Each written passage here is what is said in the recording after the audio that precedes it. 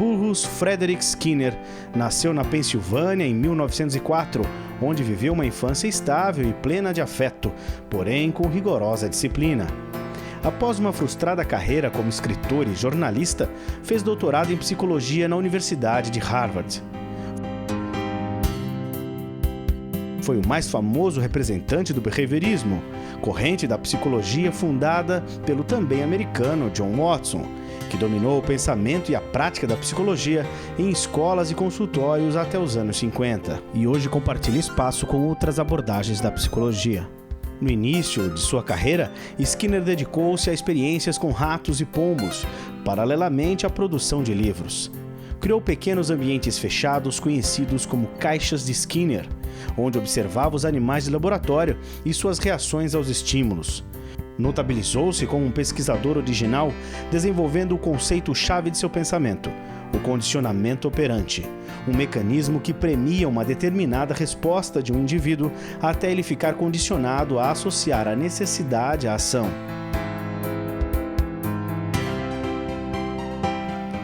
Em relação à educação, Skinner pregou a eficiência do reforço positivo, sendo contrário a punições e esquemas repressivos. Skinner rejeitou noções como a do livre-arbítrio e defendeu que todo comportamento é determinado pelo ambiente, embora a relação do indivíduo com o meio seja de interação e não passiva.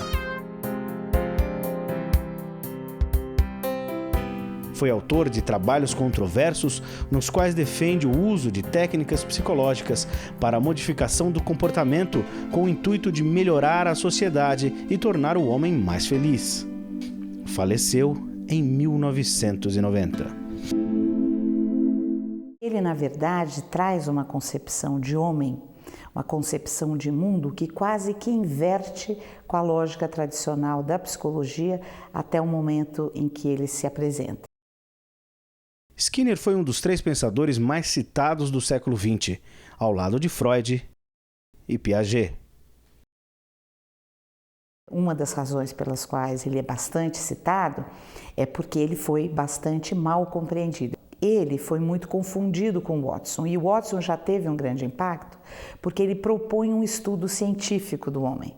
Enquanto o homem era considerado um ser divino, centro do universo, do mundo e da natureza, impossível de ser estudado cientificamente, vem Watson antes de Skinner e propõe, não, vamos tornar o comportamento humano um objeto de estudo científico. E o Skinner pega esse gancho de Watson. E aí ele é erroneamente confundido com Watson. O grande erro de confusão é que o Watson, ao propor esse estudo científico, ele diz o seguinte, olha, só vou estudar o que é observável. Não me interessa mais nada que não seja observável. Então ele reduziu o homem e ele criou a psicologia SR, Watson, estímulo-resposta. Então aquela imagem de que Skinner propõe um modelo de homem autômato que só reage a estímulos do ambiente, só responde ao ambiente, que é a psicologia SR, não é a proposta de Skinner, é a de Watson. Skinner, ao contrário, parte do objetivo de Watson, que é estudar cientificamente o homem, mas concebe um homem como um ser em constante construção da sua história, um ser único que não reage ao mundo, mas age sobre o mundo, modificando o mundo e sendo por ele modificado. Então, o grande erro, a grande rejeição a Skinner, embora ele seja o psicólogo mais citado do século XX, ele é muito mal compreendido, porque as pessoas, no primeiro momento, o identificam com Watson, com psicologia SR, com a psicologia dos ratos, a psicologia do condicionamento respondente. Então, o homem é condicionado, o homem é como um rato, e não leem todo o resto e esquecem de ver a virada de mesa que Skinner faz em relação ao Watson. Ele diz: o homem não é o que o Watson propunha como um ser que reage a estímulos do meio ambiente e só na parte observável. Skinner diz: não. O homem modifica, como eu disse, o mundo é por ele modificado e ele é um ser em constante construção, um ser único. Então ele não reage só ao mundo, ele não é um autômato. E ele produz comportamento, ele se comporta, ele atua, modifica e é pelo mundo modificado. Um dos problemas que a gente tem que reconhecer é que ele começou estudando um ser muito querido chamado rato, né? Muito inferior ao ser humano.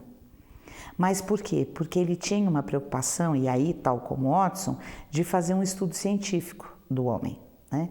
E para isso ele usou o raciocínio da analogia. Ele tentou verificar, através de um ser muito inferior, que princípios de comportamento esse ser infra-humano poderia estar sensível, poderia ser demonstrado. E vamos verificar se esses princípios do comportamento demonstrados com um ser pequeno podem ser uma amostra, podem ser um modelo do que ocorre com alguns comportamentos do homem. Então, foi aí que Skinner, seguindo uma tradição de estudos científicos, faz estudos de laboratório com rato, onde ele descobre o princípio do reforçamento positivo.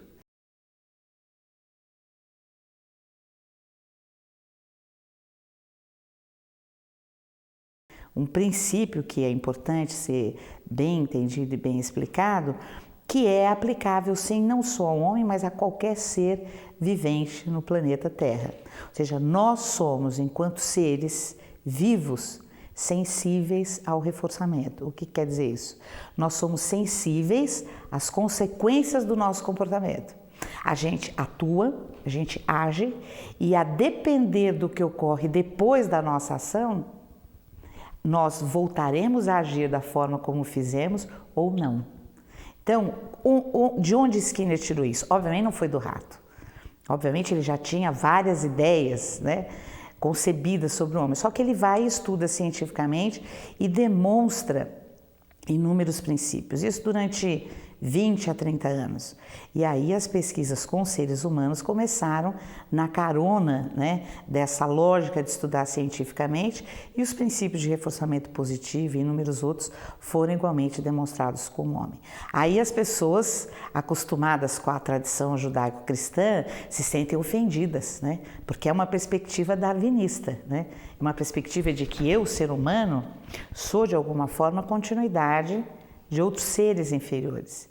Então aí houve uma rejeição quase que religiosa ao behaviorismo, né? Porque eu não posso ser comparada a um bicho muito inferior, eu sou divino. E aí Skinner desmistifica isso, né? Ele diz, olha, eu não estou querendo dizer que o ser humano é um rato, muito pelo contrário, o ser humano tem uma complexidade ímpar, ele reitera isso inúmeras vezes, o ser humano é único em constante construção da sua história. Ele tem um livro que é o favorito dele, que é um livro sobre linguagem, que ele chama-se Comportamento Verbal, onde ele diz que este comportamento é eminentemente humano, né? E aí ele vai discorrer sobre toda a complexidade, ele percorre a literatura, percorre o humor, percorre todas as complexidades da nossa linguagem, né? As complexidades do escrever, do ler, né? Do comentar, do romancear, e isso você não encontra em nenhum outro ser, a não ser o homem, né? Skinner morreu em 1989, né? Ele publicou sua última obra chamada Questões Recentes do Behaviorismo, onde ele fala de utopia, onde ele fala de amor, onde ele fala de mitologia grega, né? Então, uma obra de um homem, né, que começa em 38 com ratos e termina com linguagem, com amor, com utopia, né, não pode ser reduzida ao que ele publicou em 38. Ao fazer os estudos iniciais, é que é uma diferença de quantidade e não de qualidade, no sentido de que nós não somos um ser alienígena e que tem princípios de comportamento radicalmente diferentes a outros seres. Nós somos sensíveis ao reforçamento positivo, nós somos seres que se adaptam à sua comunidade, ou seja, nós temos uma preocupação com a sobrevivência e por aí vai, né?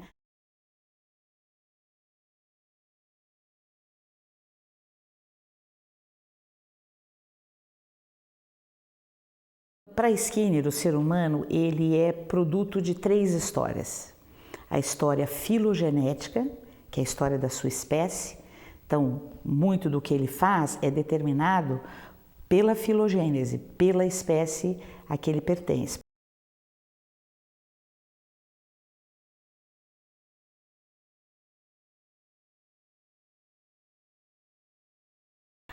ontogenética, que é a história de vida individual de cada um,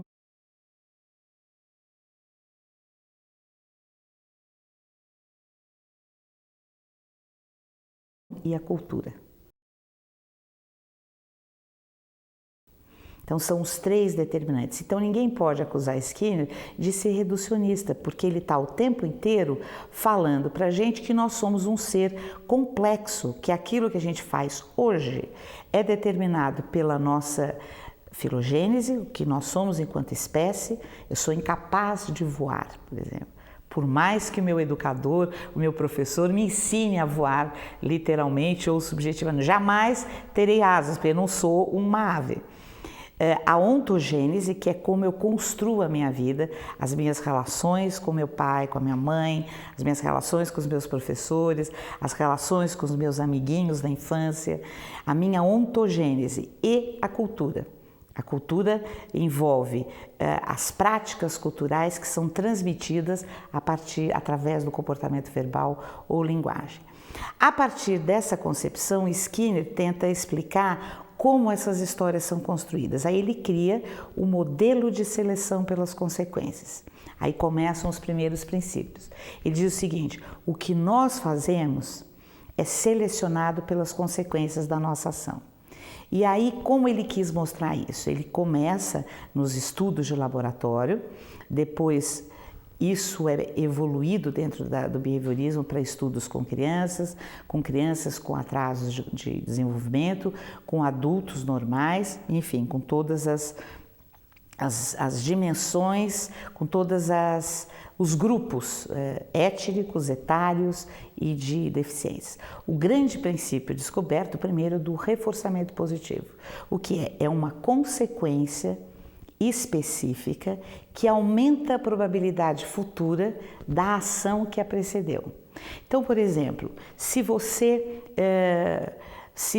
pede água para alguém, esta pessoa lhe dá água e você estava privada de água, toma esta água, mata a sua sede, você tenderá no futuro a pedir água de novo para alguém da sua cultura, porque o seu comportamento foi reforçado positivamente, ou seja, ele teve uma consequência que lhe foi de alguma forma agradável, que atendeu às suas necessidades orgânicas, neste caso do exemplo que eu estou te dando, e isto aumenta a probabilidade futura de que você assim se comporte.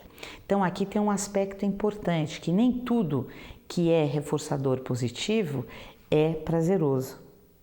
Você pode, por exemplo, trabalhar feito um louco para receber o seu salário no final do mês, ainda que o seu trabalho seja desagradável.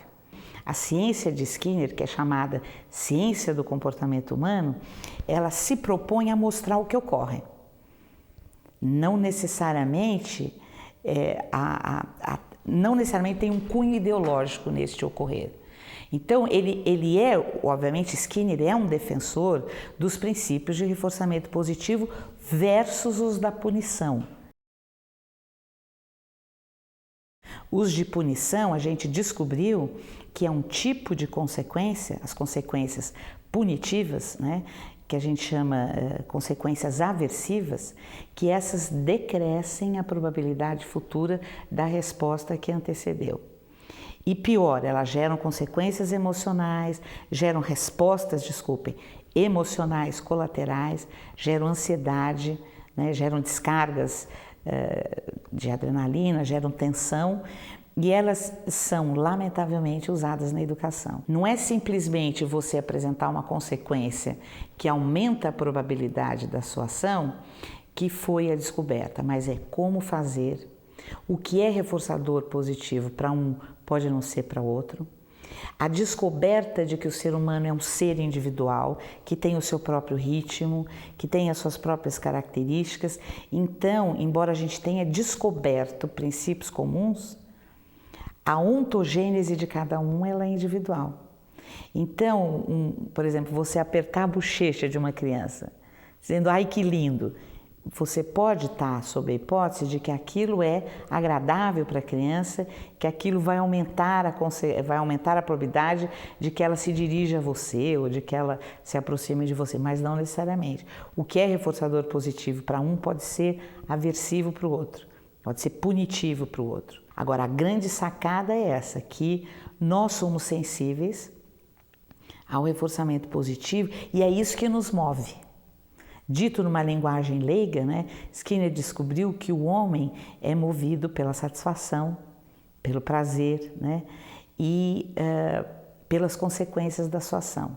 Se elas forem punitivas, ele para de fazer o que está fazendo, até chegar numa supressão, que a gente chama supressão do responder, que é o que nós conhecemos como depressão. No contexto escolar, é o que a gente conhece como evasão escolar. Então, uma criança que nunca mais vai à escola, quando você vai analisar o que aconteceu, ela teve uma trajetória de consequências aversivas e punitivas, que decresceram todo o repertório comportamental dela, a ponto dele chegar a 0 e ela dizer, eu nunca mais quero voltar nessa escola. Uma criança que se mantém indo à escola, que sorri quando está lá, que brinca, que faz perguntas para um professor, isto indica que aquela escola tem no arranjo das suas contingências, que é um termo técnico, o reforçamento positivo ocorrendo ali, né? Então, contingências de reforçamento é uma das lentes do behaviorismo. Eu diria mais, é um instrumental de análise. O behaviorista skinneriano,